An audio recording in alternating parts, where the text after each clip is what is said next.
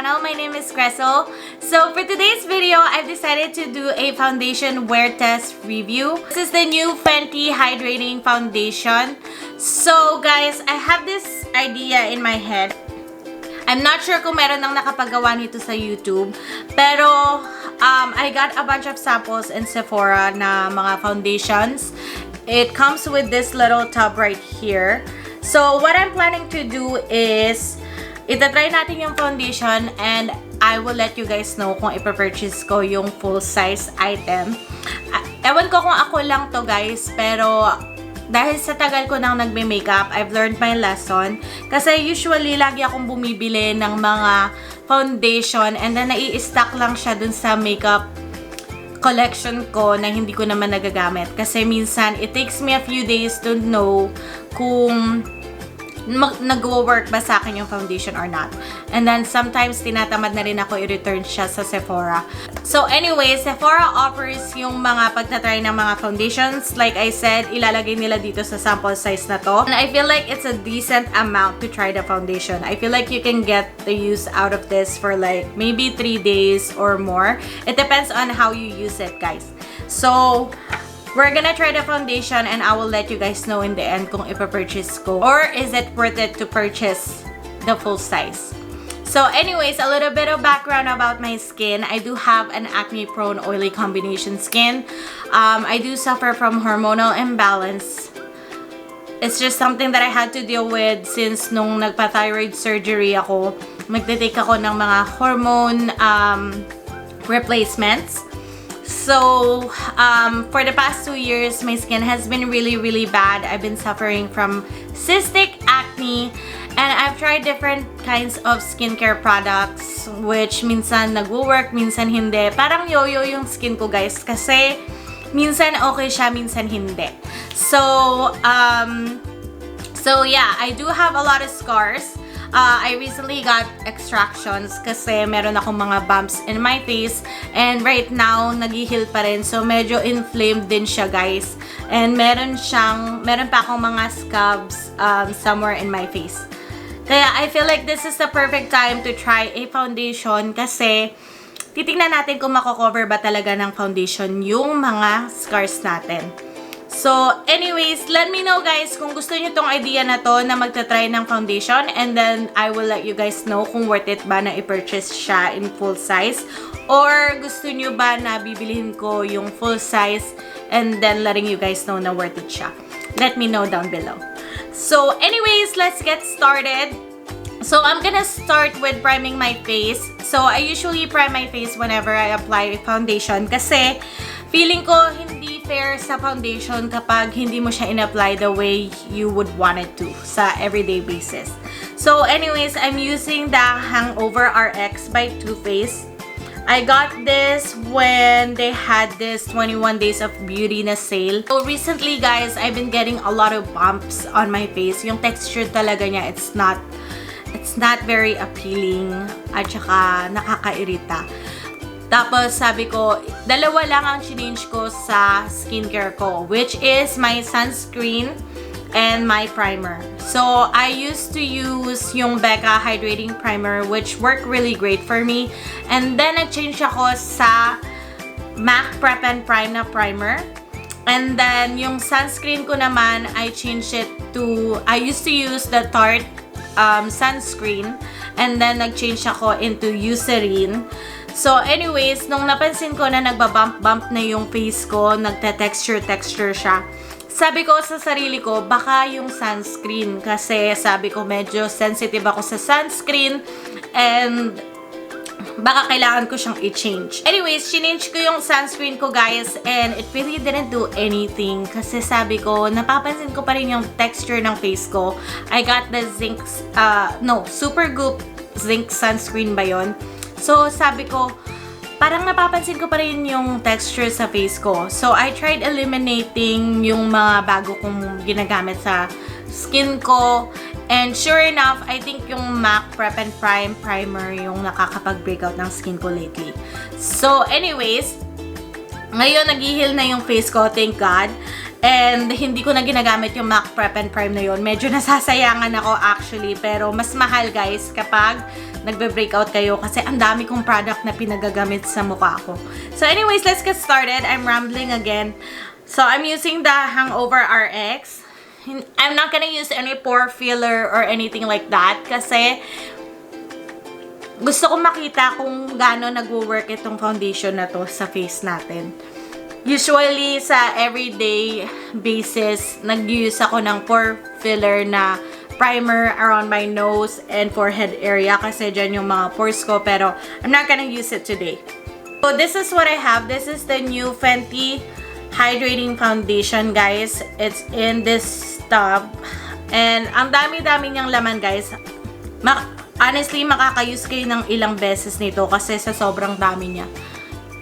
So, uunahin muna natin dito sa side na to.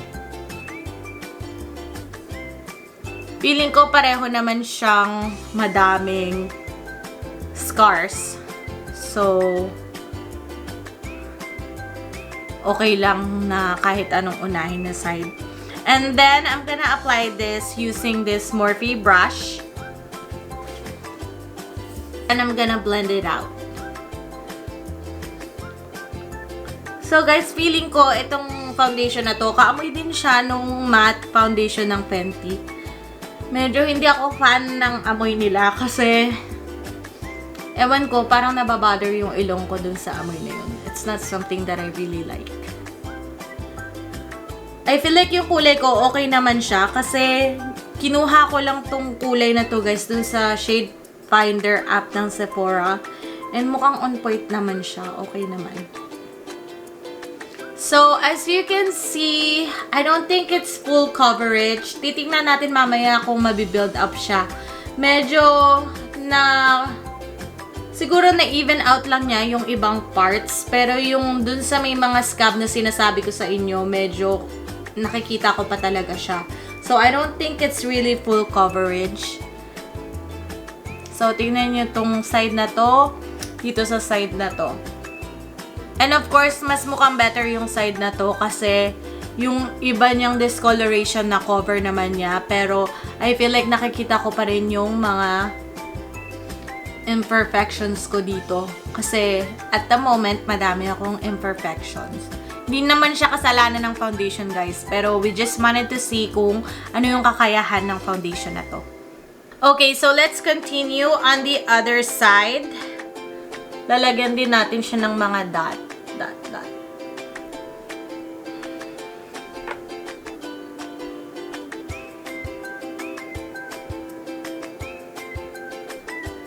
Guys, sana i-feedback nyo sa comment box kung gusto nyo yung mga gantong kind ng videos. Kasi feeling ko it's a good idea na matry natin yung mga iba't ibang klase ng foundation without breaking the bank.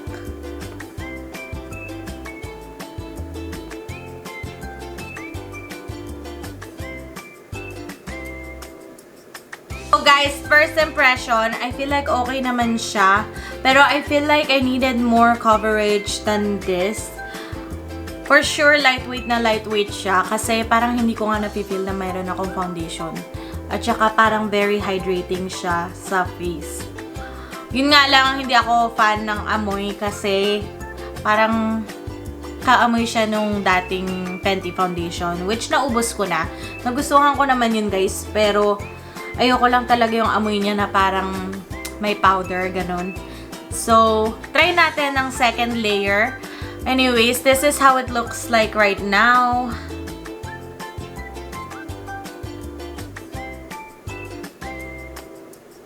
Decent coverage naman siya. I would say it's a light coverage kapag isang lagayan lang ng layer.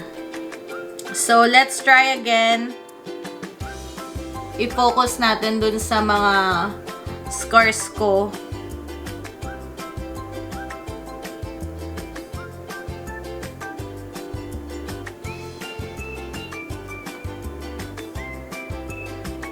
Guys, just letting you know, dyan sa camera, it looks light, pero in person, sakto lang siya dyan sa neck ko. So, this is a good color for me.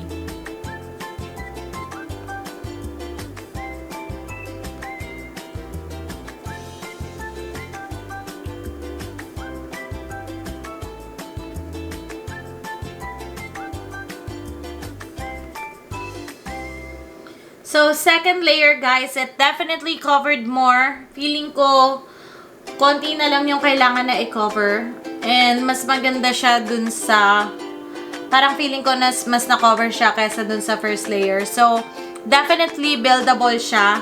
Kapag gusto nyo mag-focus dun sa may mga scars nyo, mayroon na lang kayo lalagay ng mga dot dun sa place na may mga scars para hindi siya mukhang cakey. Pero, as of now, parang okay na sa akin tong second layer na foundation.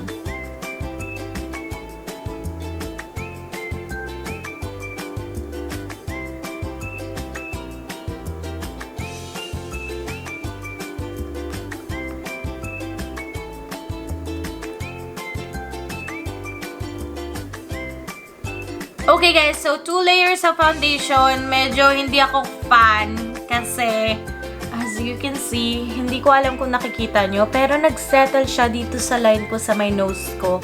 And ang hirap-hirap niyang i-blend. Tinatry ko talaga na i-blend siya, guys. Hindi ka alam bakit siya ganyan.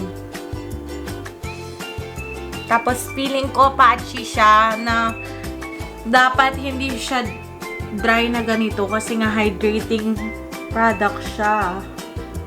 So now guys, I'm not really a fan kasi hindi naman niya na-cover lahat. Buildable siya and everything, pero feeling ko hindi niya na-cover lahat ng mga kailangan kong i-cover para sa needs ko. Every skin has different needs, guys. Huwag niyong isipin na hindi ito mag-work sa inyo. Kasi siguro sa akin, dahil nga medyo drier yung skin ko ngayon, and nag-heal pa nga yung mga in-extract sa akin. Kaya siguro hindi nag-work. But anyways, ito siya sa akin ngayon. Not really a fan. Kasi hindi ko type yung finish niya. So anyways, I'm gonna finish my makeup off cam. Feeling ko dito sa foundation na to, it's really dry for a hydrating foundation. Kasi hydrating din yung ginamit ko na primer and feeling ko nagkikling siya dun sa mga dry patches ko. And especially sa nose and dito sa part na to. I'm not sure why it's doing that. Kasi kay Kathleen Lights naman, ang ganda nung lapat nitong Fenty foundation na to. Pero, like I said guys, every skin has different needs. So, I'm gonna be back later. I'm gonna do my whole makeup. Hi guys! So, I am back with my full face of makeup on. Nag-concealer na ako, nag-set ng makeup and everything. So, I wanted to tell you a little bit more about the foundation. It is retailed for $35. Ang content niya is 1.08 fluid ounce, which is above the average. So, for $35 guys, I think it's pretty worth it kasi yung packaging niya is very nice. It comes with a pump. Medyo plastic nga lang yung body niya, which I really like kasi very travel friendly. Yung mga tube na lalagyan guys is very travel friendly, kaya nagustuhan ko siya. Pero ang ginawa ko dito guys, yung shade finder, I feel like it's somewhat accurate kasi yung shade ko naman, I feel like it did a really good job matching my shade. Ang ginagamit ko ngayon is Cover FX na full coverage foundation. And then yung NARS na natural finish foundation. Which dito sa shade finder na to guys, ilalagay nyo lang kung anong shade ng foundation yung ginagamit nyo ngayon. And then ima-match nila kayo. So sa akin, ang kulay ko is 250. So, sa Fenty, 250 yung kulay na napili nila sa shade finder. And I feel like it matched me pretty well kasi namamatch niya yung neck ko. So, I wanted to tell you kung ano yung kiniklaim nila dito sa foundation na to. So, sabi nila, it is a hydrating longwear foundation that delivers comfortable medium to full coverage in a natural finish. Perfect for normal to dry skin. So, coverage is medium, finish is natural. Formulation is liquid, skin type, normal, dry, and combination. So, I do agree na very lightweight siya na foundation. And I feel like I'm not really wearing any foundation right now, which I really love. Pros, guys, very lightweight. Buildable coverage. Cons, I don't really like the finish kasi I feel like the more you build it up, the more it gets really cakey. Hindi ko alam kung So, dun sa previous clip ko guys, na pinakita ko sa inyo na very dry yung dito sa may nose area ko. Tapos dito sa may middle ko, medyo nawala talaga yung foundation at nahirapan ako mag-blend kanina. If I didn't put concealer on, hindi talaga siya magandang tingnan. So, around my mouth area also, medyo nag-cake up din siya. I wanna show you guys up close. So, let me zoom you guys in. Okay, guys. So, ito yung finish niya. And as you can see, around my nose, it looks really cakey. Tapos, around my mouth area,